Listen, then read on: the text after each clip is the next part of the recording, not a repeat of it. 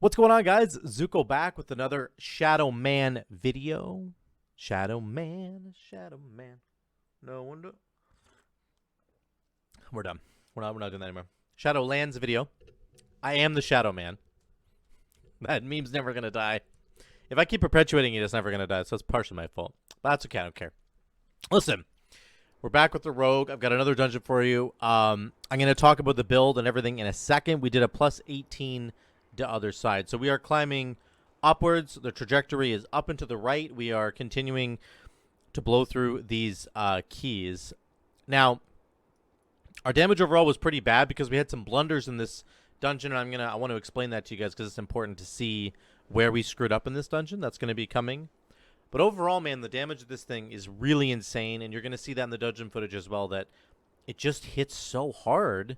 And along with that, you get all this extra utility, you know, things like Kidney Shot, Vanish, Evasion, you know, your defensive Cloak of Shadows, you have Gouge, you have Blind, you can Cloak and hit Cheap Shot. I mean, there's just so many things you can do as an Outlaw Rogue. And in a dungeon, even though your damage is not uncapped like the Survival Hunter and the Warlock, you're still able to pump enough damage to do well. And I'm really excited about it. So let me talk really quickly, first of all, about legendaries, because the people were talking in I had some really great comments about Greenskin Whiskers. People are running this. I actually didn't understand how this worked at first, and now it actually is much more appealing to me. So this is a guaranteed chance that your between the eyes will increase the damage of your next pistol shot, because you're always going to spend at least 5 combo points on this sucker.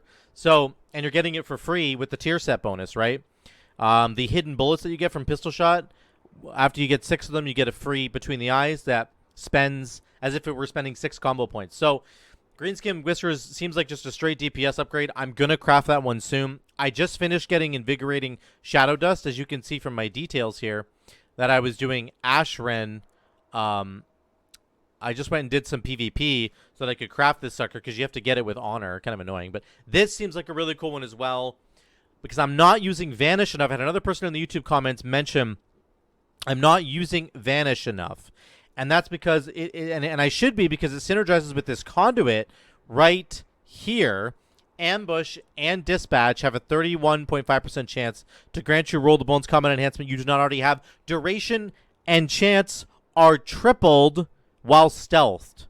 That means I have like a 93% chance while I'm stealthed to get this Roll the Bones thing for 15 seconds. So, like, very important, actually, that in between packs you hit stealth so you can get the ambush off. Let's just try it right here. Let's look at the Roll the Bones that I'm going to get. I'm not going to press Roll the Bones here. There's an ambush. Okay, I got Grand Melee. Now I'm going to Vanish and hit ambush again. And I got another one. So now I have 2 of them. I have 2 combat enhancements without actually pressing Roll the Bones. And, like, they're good. So anyway, I'm a complete moron for not doing this more often. And of course, Vanish has its cooldown reduced just like everything else from Restless Blades. So thank you so much, you guys, for in the comments below talking about me needing to press Vanish more and just making sure that I get those ambushes from stealth, because they're gonna proc this this Conduit. Very, very important interaction here. So this also just leads me into the fact that I might actually I need to craft Invigorating Shadow Dust to get a sense for, like, how this is going to work and what the playstyle is with the Vanish, right? How often can you get Vanish off the cooldown? That'd be a great question to ask. This has the exact same cooldown as Killing Spree, and I've used Killing Spree. So this, to me, instead of being a 2-minute cooldown, it's probably ideally a 20 to 30-second cooldown at most. So incredibly powerful stuff. I need to craft some more legendaries, and I will do that very soon. I just have to get some of the Cosmic Flux and all that jazz. As you guys know, it takes friggin' forever to get Cosmic Flux. So we'll get into that. Let me get into my build really, really quickly that I ran for this. I was, of course, using the Sinister Strike Legendary. It is the Blunderbuss Legendary, where you get extra pistol shots when Sinister Strike hits an additional time. I was running Kyrian again. I think I'm going to stick with Kyrian from here on out. I do have my tier set, which gives me a chance for Between the Eyes. And then I was running Mechanicos to get the cooldown reduction on the Echoing Reprimand. I just love the Echoing Reprimand playstyle. It's very strong. I ran Reverberation. You have to run Recuperator, of course. You want this Roll the Bones has a chance of granting additional matches. And then, of course, to count the odds. This has got to be the most important conduit that you have. And I wasn't really utilizing it, and I'm going to start doing that more often. So thank you once again to all of you guys in the comments for the conversation around what I should be doing. This is exactly what I want from you guys all the time. Let's continue to have that conversation in the comments below. So let's jump into the video. Let me get over here. This is the opening pack. I'll get my camera sorted out. Just watch my damage here because it's really strong. Let me move this back over here. There we go. We're good to go. The damage is really good. This is what I'm talking about when I talk about the damage. Let me drop the volume a bit. We're doing 23. Oh, we're not doing any damage right now. Give me a second. I'm ramping. I'm ramping. 19, 20. Do I see 21? No. 20? Okay, we're done ramping. We're all done ramping. Obviously, the Survival Hunter and the Destro Lock are doing more damage. And even the tank's like a 275 tank, and we're not there yet. We're like 259, 260 barely, so you got to cut me some slack there, but you're going to notice this on every pack with Outlaw Rogue. We're doing about 21k. On average, in the AoE packs, you need to be doing between 20 and 25k, in my opinion. At least right now. Maybe when I get more eye level, it's more like 25 to 30k on every single pack. That's what you are able to do, I promise you. You're never going to do 55k or 60k or 100k. You just won't. But that's not your job. It's okay. That's not why you're here. You're here for things like this. You're here to do things like, oh my god, there's an enrage on this guy right now. I can shiv that and get rid of it, which I do right here. Perfect. Now that guy's not going to wreck my tank. I have things like Cloak of Shadows for a defensive, which means I'm just not going to die and I can continue doing damage. I can do evasion. I can tricks the tank and start doing damage right away so that I don't ever have to worry about that. Lynx was absolutely pumping here. I want to do a big shout out to him. He was absolutely pumping. Let me just show you that really quick. Here comes Lynx with the damage. Nobody's taking damage, which gives Lynx the ability to go into Boon of the Ascended. Look at him go, man. He's popping off on Boon of the Ascended. Doing big damage right now. 4k, 5k, 6k.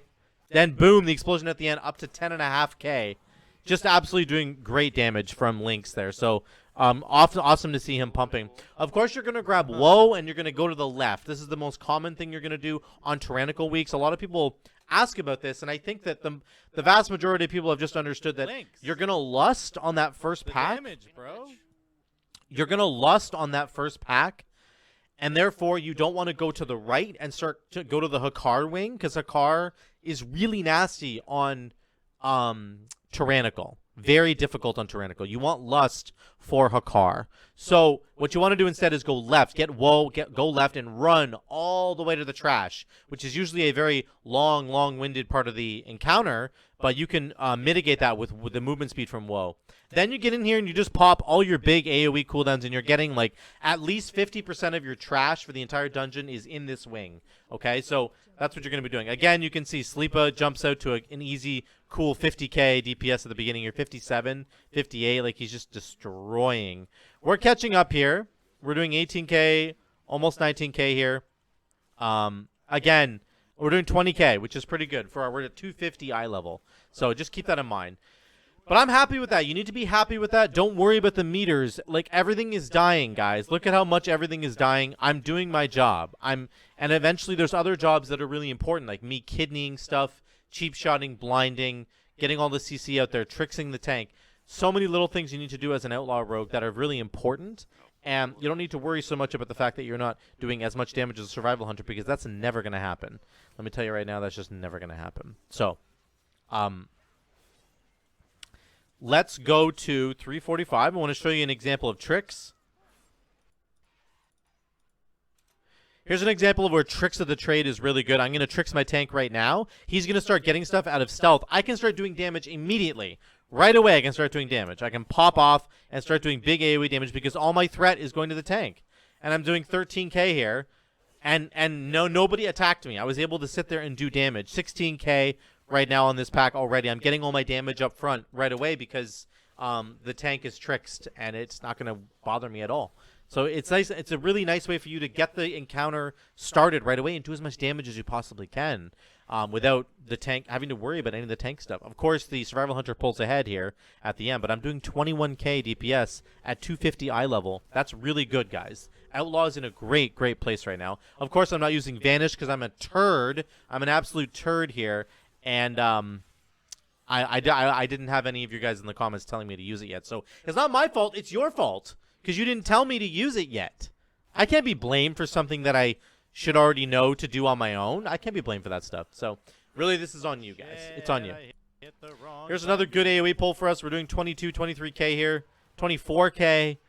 It's not 50k, but that's what we can contribute. I'm doing the top end of what I'm able to contribute, you know, in my opinion. So that's what you need to do. And as long as you do that as the Outlaw Rogue, you'll crush the dungeon because you have these other guys taking care of the AoE for you. So it's not a big deal, right? It's not a big deal. Let's get to the big problem with this dungeon, which is, of course, dealer Xy'exa. So while our comp might be really good at AoE damage, it struggles significantly more on single target damage, and this is a tyrannical week.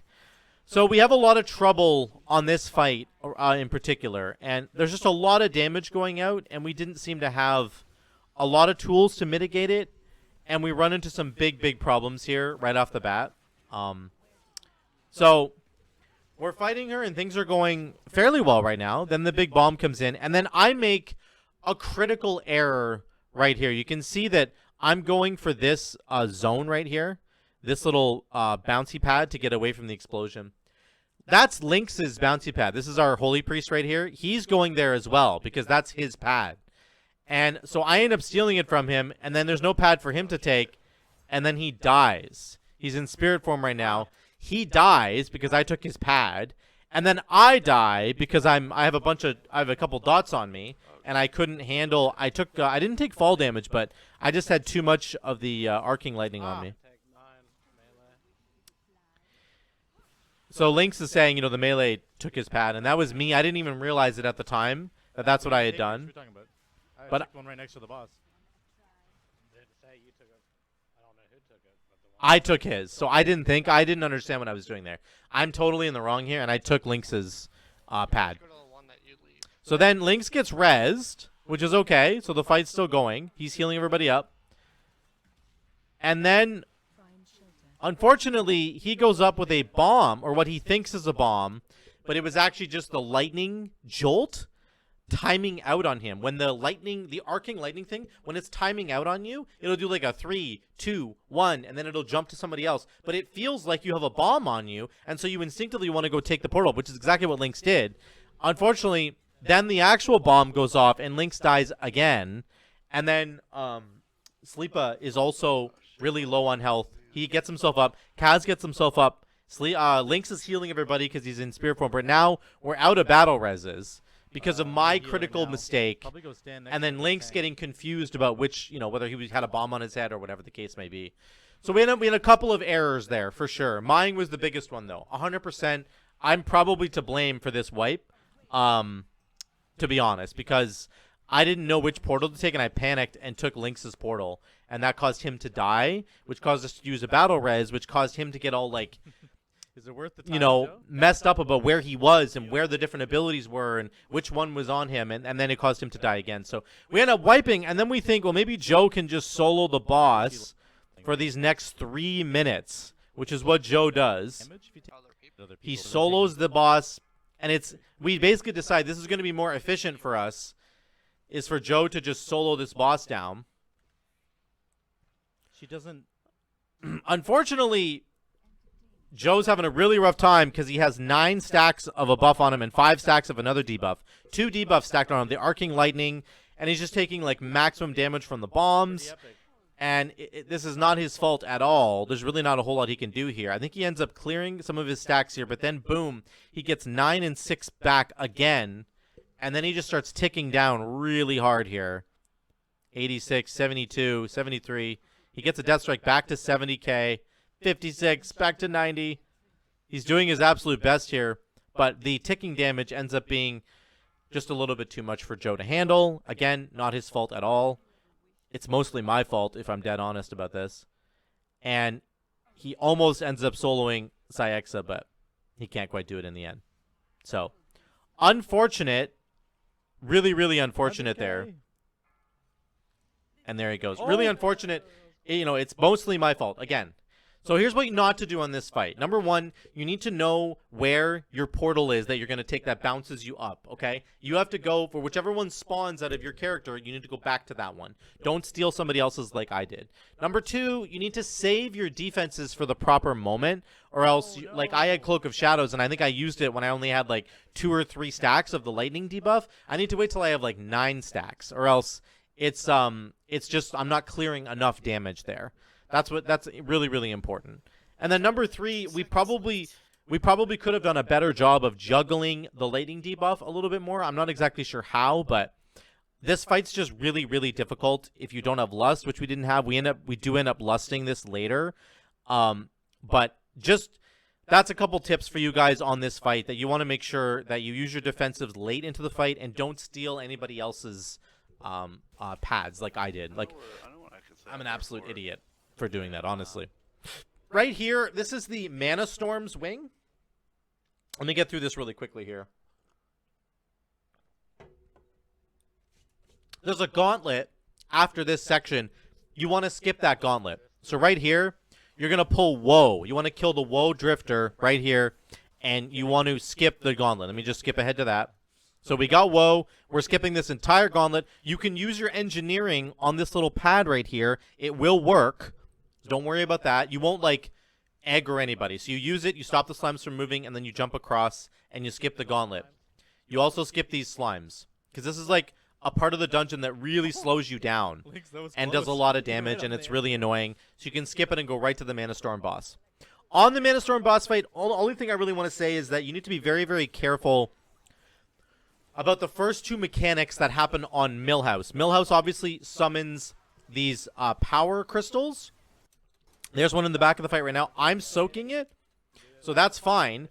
But you need to be careful that whoever is soaking the power crystal isn't also the person that has to do the beam, which you can see the beam move to Millhouse. That's happening right now. So I have both mechanics right now, which is not really ideal because I want to be able to move to Millhouse so that I can hit him with this laser thing. I don't think so. I think with it's the just beam, part of it. sorry. But I also need to be soaking these things. But if I do them at the same time, I end up dying because I don't get out of it quick enough. I didn't die right here, but later I will die trying to soak both those things at the same time. So you just have to be very careful managing both of those mechanics. That's the main thing. You need to manage the beams, and you also need to manage the beams on the ground and the beams from the crystals. Okay, it's kind of there's 2 different beams. Okay. So just remember that. Very important. Like here, I'm an idiot. I just don't even get out of it. I'm like a freaking idiot. So I should have got out of that. I died once again, which is honestly another reason why this key isn't going well, is I'm just dying a bunch of times when I shouldn't be. With Maleficent, one thing that what do you think, Joe? Should we lust it? One thing that Sleepa was telling me on this fight is that when the experimental squirrels are coming out, you actually just have to right-click on Maleficent really, really quickly, and you will inevitably click on the squirrel before it runs out of melee, and you will disable it without the range having to do it. I end up doing it a little bit later. Getting all of them sleep, or I'll show you here. This is Millhouse. Let's move to Maleficent. Okay, Maleficent is back right now. I'll show you the right-click thing on the squirrels, because it's very important, actually. It increases your uptime. I don't do it here. Somebody else did it there. Here comes the next one. Did I not do it at all? I know I do it at some point. Here we go. Sleepa's gonna say it right now. Listen to Sleepa. Yeah, stand on top and right click. Yes. okay. He's like, stand on top and right click. I'm like, okay. Here comes the squirrel. I'm right clicking. And boom, you can see the squirrel is dying way over here. Even though I'm over on the boss, it works that way. So very important if you want to get rid of those squirrels, okay? That's a really big tip there. Let's move forward. 30 minutes? Let's go to 30 minutes. We're at the Hakkar hallway. Oh, this is just a big AoE fight. This is the Hakkar hallway. Again, you should have lust for this, but our lust is all mistimed because we messed up earlier. So really important on this hallway, obviously, to stop these devoted from transforming into the birds. So what we can do is we can kidney shot, and you can blind, and you can gouge, and you can go stealth and cheap shot. So many options for us as a rogue to be able to deal with this. You'll see the really important one is coming up here. This next triple pack, this is the most important one right here. These triple devoteds. Really, you want like AoE stuns and stuff. And Joe says he's going to AoE grip, but Sleepa just blows them up, which is really, really good. So we didn't even really have to CC. Joe got to CC once, and then they were dead. So just important on this hallway to make sure that you get those guys. Don't let them transform into the birds. Here's the Hakkar boss fight. This was actually really good for us. We did a lot of damage here on Outlaw Rogue without Lust. And it was kind of surprising. This is a very bad fight for melee because of the corrupted blood. You don't want to spread it to anybody else. I got really close to Joe here a couple times. I didn't realize where he was, so that was my fault. But just a good fight overall. Actually, we ended up doing, I think, 11 or 12k overall, which is really good. And we have really good defensives for the birds. If the birds end up aggroing onto you, you just pop evasion so that they stay in melee and they can be killed. They can be cleaved down with the boss. So, but you're not taking any damage because you're evading every attack. So anyway, a good fight for us. Let's move on to the final boss fight. So we have 5 minutes left for the last boss. And unfortunately on Tyrannical, this guy just has so much health that we don't end up doing it really in time. And we end up actually missing the timer barely. Once again, I'm not able to get my totem down on my own. And part of that is just because I don't have enough eye level. I mean, it is probably a skill thing too, but I tried really hard here on this. I pop my cooldown here. I immediately get to 5 combo points. I have my Kyrian thing going. Like, I have all my cooldowns ready to go. And I even have Between the Eyes up. I'm able to cloak the damage. I'm trying as hard as I can, guys. But the only thing I don't do, of course, is the Vanish into the ambush, which I really should have done because that would have got me 2 more roll the bones, potentially. So something for me to improve on. But my eye level was also just a little bit low to be doing a plus 18 on Tyrannical, and I'm not able to kill him in time. So Did everybody else get them? we end up having to 2-phase the boss, which ends up taking a lot more time. And you'll see by the time we kill this second ad, we get back to the boss fight, and our timer, we have a minute left on the timer. 50 seconds, 47 seconds, 43, 39, 35, 31, 27, 18, 14, 10, 6 seconds left. 0 seconds left. It's like 5 seconds. That's funny.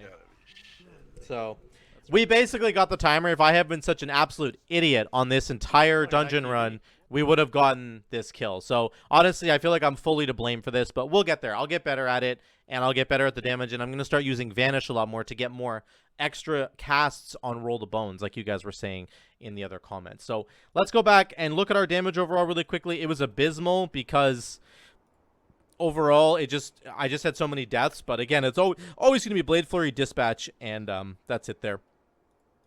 I really, really enjoy the Kyrian playstyle. I think it's the superior way to play. Guys, I really do think it's the best way to play it because it allows you to just do what you want to do with this legendary more often. Now, if I was going to craft a different legendary, like say Invigorating Shadow Dust, where it's all about just cooling down my other abilities, then I could see pivoting into a different Covenant, because you might want to get the cooldown of Death Spike back. Maybe you switch to Necrolord. Maybe that's the play there, because you're not focused on Sinister Strike anywhere near as much. With Greenskin Whiskers as well, maybe I'm going to be focused on something different. I could maybe pick a different Covenant ability. But if you're going to play Concealed Blunderbuss, I feel like it just pairs really well with the Kyrian Covenant. So that's what I'm going to keep running for now until I get those other guys crafted. So that's it for the video. Drop a comment down below on what you think I could be doing better on Outlaw Rogue. What are your experiences? Thank you once again to the other guys commenting on me needing to use Vanish more. I will get better at using Vanish, I promise, and I'll get those extra Roll the Bones procs. Thank you so much for that. Let's continue the conversation down below in the comments. Also, if you liked the video, drop a like. If you haven't subscribed yet, please hit that red button. It really supports what I'm doing on this channel. I am trying to build this up to be a full-time job for me, so if you want to do that, that would be really, really helpful. Another way to support the channel is, of course, check out the Patreon linked below and become a supporter and get some perks along the way. And if you just want to support the future of what I'm doing on this channel, guys, that's the best way to do it. So thank you once again for watching. We'll see you in the next one.